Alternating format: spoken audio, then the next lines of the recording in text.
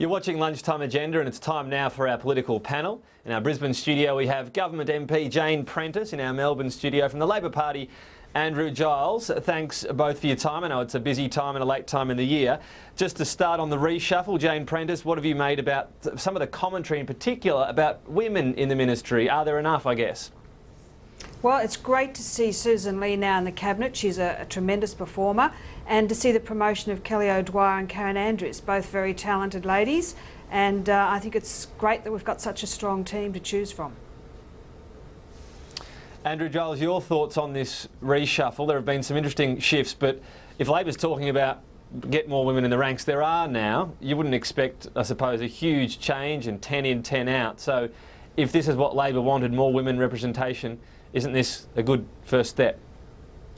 Well, more female representation is a good thing, and I think we saw why with the Prime Minister's extraordinary comments about his greatest achievement on behalf of women this year.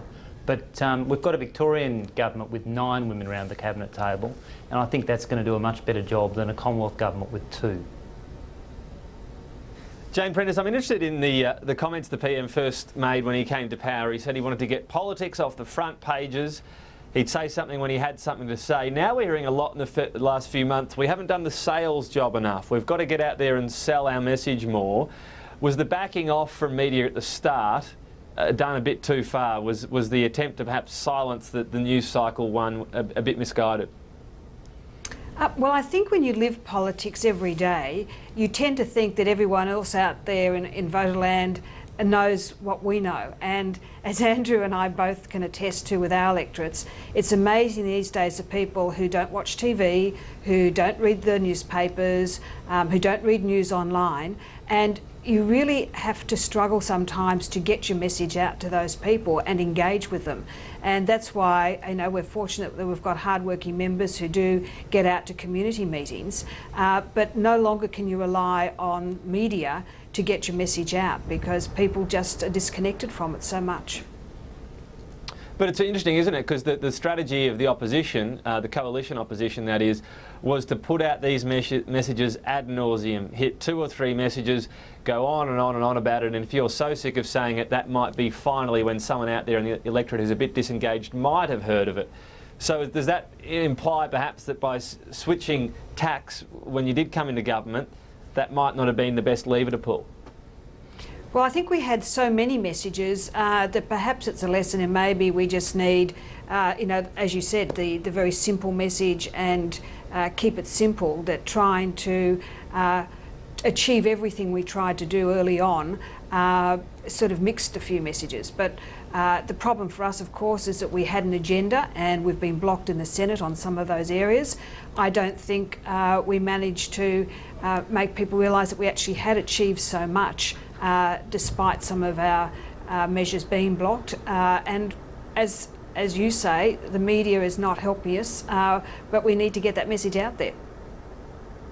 Andrew Giles, what about Labor? Because we heard so much about Labor when they were in government, critical of Tony Abbott's approach. They called him Dr. No. They said, all he said was no in opposition. I think the no-elition was another line they threw out there. But is the best form of flattery imitation in the way that Labor's going about it a pretty similar way so far?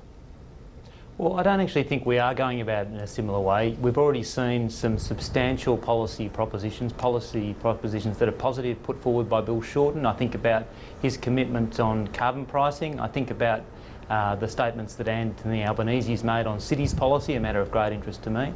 And I'm also mindful of what Bill's had to say about our task this year, to put forward a positive vision, not to win government through negativity. And I'm sure that's something we'll be judged on. That's yet to come, though, for 2015, really, isn't it? Well, we lost an election just over a year ago, and I think it is appropriate that we take on board the lessons of that election defeat, and it's also vital that we hold the government to account. And Jane spoke typically thoughtfully about the challenge of getting a message out there in today's environment, and the message that is out there in the communities that the government has pushed through is firstly that it's a government that is a different government than it promised to be when it was in opposition. It's a dishonest government, and it's an unfair government, and those are the 2 messages that are lodged in the electorate's mind. And I think it is appropriate that Labor engages on those messages before we move to the step of putting forward our alternatives. Jane Prentice, I'm going to put this to Andrew Giles as well, so don't feel like it's going against you in particular, but what do you think the government could have done better this year? A real moment of hindsight where you say, we maybe should not have done that.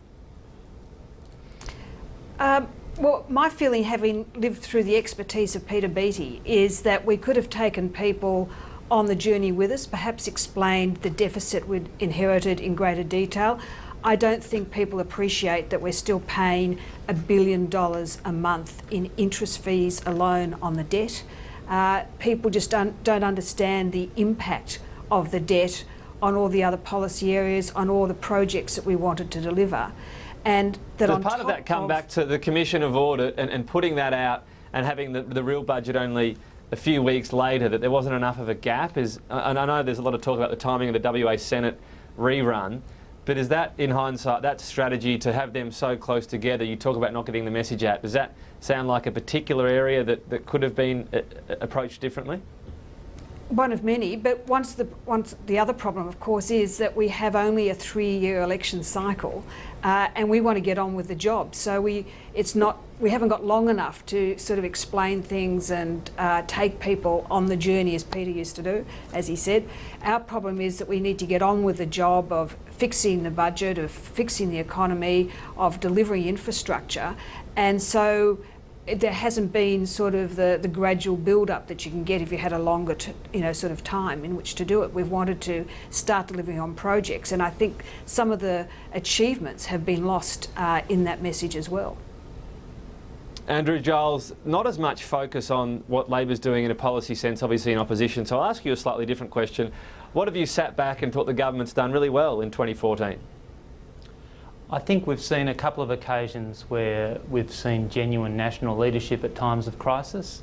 I think of MH370, and I think about some of the challenges in recent days too. I think we have seen the Parliament be a voice for the Australian people. I was personally very moved also at the Closing the Gap statements at the start of the year, and by the contributions of the Prime Minister and other government members in commemorating Gough Whitlam. You say foreign policy there, obviously. What Labor was saying when they were in government was that they thought Tony Abbott would be a bit of a train wreck in that area. Has he done better than you thought there? I think he's performed in accordance with expectations, really. The G20 was an enormous opportunity for Australia to assert ourselves as a significant middle power in world affairs. Instead, what we saw from the Prime Minister was provincial pettiness around his domestic concerns. It was a real missed opportunity for Australia, and one I'm sure we'll rue for many, many years. Okay, just finally, you spoke about Labor's policy going forward, a price on carbon and so on. I'm interested in your thoughts in this Climate Change Authority's report that suggested the RET mightn't be achievable, the current target, by 2020, and it might at least need to be pushed back 3 years. Labor said it wants to keep the RET in place as is, but would you listen to this report from the Climate Change Authority? Well, I think what the report says is that we need to keep the RET in place if we are to have a chance of meeting our emissions reduction targets, if we are to manage power bills, and importantly, and this is a matter that I'm just staggered the government doesn't take more seriously, if we are to give investors the certainty they deserve in this important space. So I think those are the reasons why we do need to keep the RET. And it's also telling, I guess, the existence of this report. It's another reflection on the fact that this is a government that doesn't like independent expert advice, because it almost always tells them the opposite of what their ideological instincts say. Very quickly, Jane Prentice, this report also suggests that 5% target might be tricky for direct action. I know the government says it will happen, but if you don't achieve that target, you've been forewarned, haven't you? Well, Tom, we've always met the targets to date. As Julie Bishop said at the Lima conference, Australia's always met its targets. Greg Hunt says he'll make comments about these reports in the near future. Mark Butler, the opposition minister, acknowledges that he'll be working with Greg in the new year. So I'm pretty confident that we'll get the right outcomes from this. Okay, well, of course, as ever, we'll wait and see. But Jane Prentice and Andrew Giles, thanks for your time today, and of course in 2014, and wish you the best in 2015. And Merry Same to you, Christmas, Tom, Tom, and to all your viewers. All the best, Andrew. That's it for Lunchtime Agenda.